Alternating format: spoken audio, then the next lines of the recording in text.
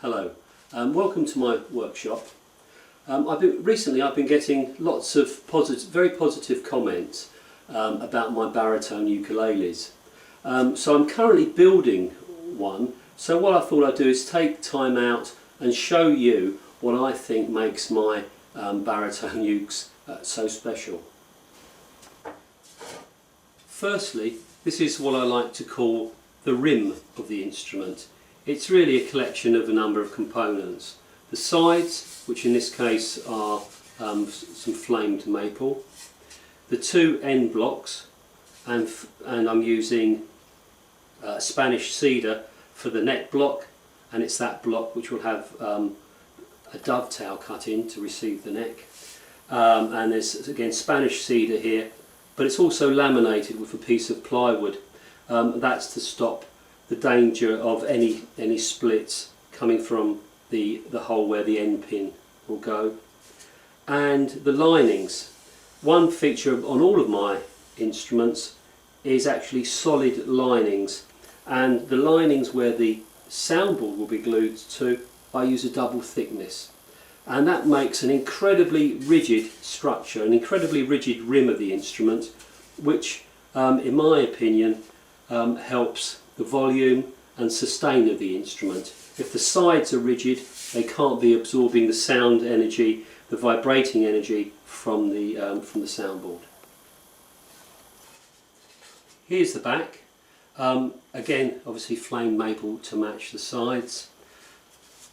You can see the reinforcing strip down the centre joint and 3 spruce braces.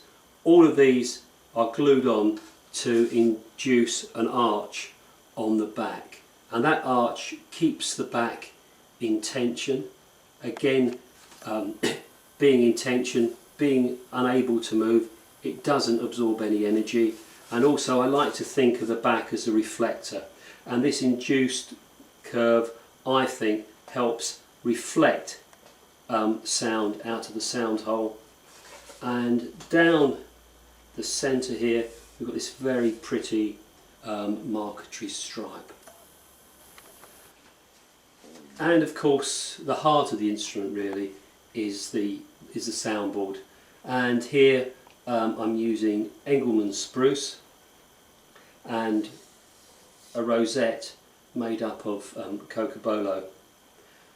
What I like to do with my ukes is to brace them with fan bracing, as you would see on a classical guitar.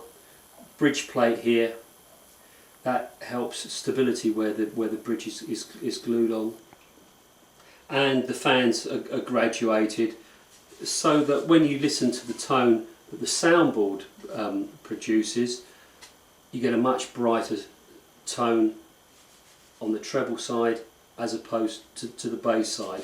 So by varying the heights and the lengths of these, you can tune the soundboard to produce better treble and bass responses.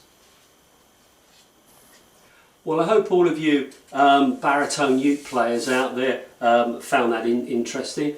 Thanks very much for taking the time to watch the video. The next step for me is to glue the soundboard and the back onto the rim of the instrument, then the neck, fingerboard, etc.